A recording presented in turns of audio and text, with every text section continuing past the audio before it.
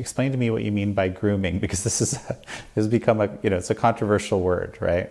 Yeah. Up until recently, if you write it on Twitter, then you were banned. Grooming is tearing down childhood innocence by confusing children with gender ideology about their identity. And we're seeing a lot of that in schools, in other institutions. Let's talk about TikTok a little bit. Yes, of course, on this show, we've covered extensively how TikTok does actually function as a weapon for the Chinese Communist Party. And, may well be amplifying the types of things which foment, social chaos and so forth for the benefit of the Chinese regime. Well, for starters, you see a lot of what you describe, I think you just said, is toxic content or really terrible content, 20 hours a week of it. How do you deal with that? It's tough sometimes, I'll be honest. It's very dark, it's very depressing, it's scary, but I think it's so important. I push myself to scroll and to find content to show people what's going on in classrooms. It's not just teachers, it's every single field. We have these activists. Just in general, the mental health crisis in America, I feature a lot of videos that show that. Well, because there's a few questions about these videos, right? Some people ask, and I've had this question myself, like, why are some of these folks kind of admitting what they're doing on camera publicly, first of all? Because a lot of it is, they're saying, I'm doing something very subversive. For example, a number of videos that you featured, actively they talk about how they're, hiding things from parents, for example, and so forth. Why do you think people are posting these things? TikTok attracts narcissists. Mm-hmm. And the whole idea of an app where you go online and you just film yourself talking, I think gender ideology in general is very narcissistic, right? It's like, these are my pronouns, this is my gender. Let me talk to you about how I want to be referred to and how you should refer to me. So I think that it's a really good match, those activists and TikTok, because TikTok is really a platform for narcissists. They love seeing themselves talking, they love seeing themselves on camera, so it's perfect. Another thing you mentioned, you talked about gender ideology and LGBTQ, and that's not necessarily the same thing. Like, for example, right? I'm thinking of there's an account which basically seems actually kind of somewhat aligned with what Lipsov TikTok is doing, called Gays Against Groomers, who would probably also say, well, we're part of the LGBTQ community, right? But they're definitely against gender ideology. Do you ever communicate with folks like this? Yes, I've been in contact with that account. I think they're doing something really important, and they don't align with LGBTQ, I don't think. They align with LGB. Their whole thing is LGB without the T, and obviously everything else that comes after that. The acronym, keeps getting longer. So I think there's a need for that, because there are a lot of people who are gay, and that's fine, and they just want to do that without being lumped in with all of the activists. I see. So when you're talking about this, you're talking about the specific people that have this gender ideology orientation. Exactly. I see. Okay. Well, that's interesting. It wasn't necessarily obvious to me before. So when it comes to TikTok, I've had an interview with, I believe it was January Littlejohn, whose, basically daughter was transitioned in the school, socially transitioned without her knowledge, right?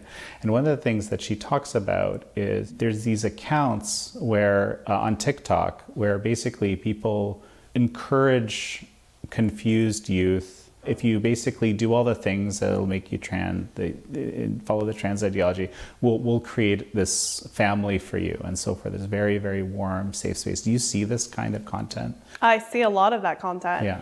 I think they specifically target children who already have something else in their life, which is bringing them down. There's been reporting how they target autistic children, or they target kids from broken homes, because they entice them and they say, look, join our community. You'll feel loved, you'll feel accepted, you'll get attention.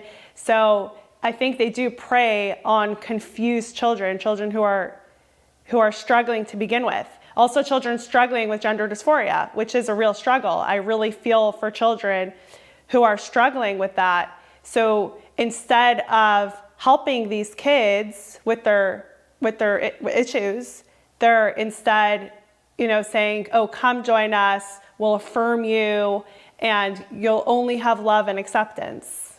So it sounds good for a child. From what I understand from studies, most of that gender dysphoria will resolve on its own, right? That's what I believe, and I've read a lot of similar, yes. I want to talk a little bit about your background, before Twitter, before TikTok, like just back when you were in Brooklyn, you were in real estate. You have a regular job, but then things change. So I quit my job to run Libs of TikTok. Mm-hmm. I'm a Hasidic Jew. And there's a concept in Judaism that every single person is in this world for a reason.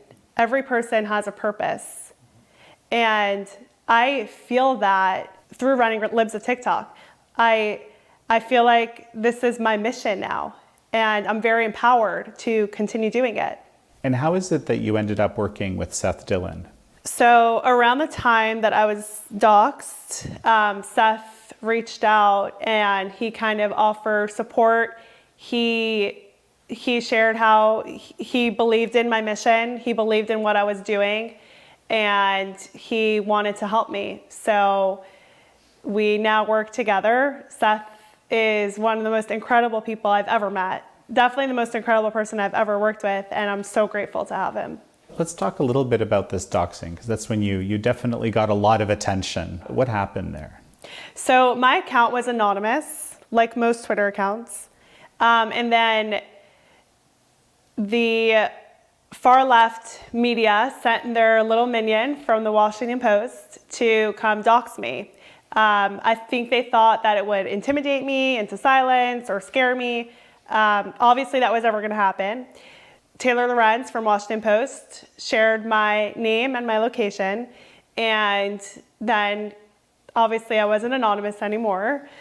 And I think that it was very stressful, chaotic, overwhelming. Never imagined this would happen. But I think that silver lining is Libs of TikTok's influence skyrocketed. Our follower count tripled.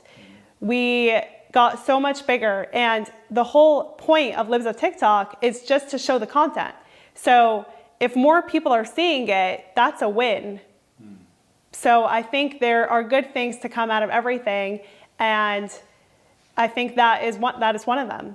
The idea behind the account, right? You're saying you just want people to see it, right? But what is that? What do you think that accomplishes? So there's a few things, but number one, when it comes to things like radical gender theory, critical race theory, we've been told by the far left that it's not happening. The drag queen entertainment for children, we're told, oh, it's not happening. These things are not happening. It's a right-wing conspiracy theory. And then I come in with evidence, firsthand evidence of teachers and drag queens talking about these things and saying, yes, I'm doing this. The other thing is that my account really is just centered on protecting the innocence of children. That's the main focus. And I do that by showing what these people themselves are saying they want to do, how they want to tear apart childhood innocence.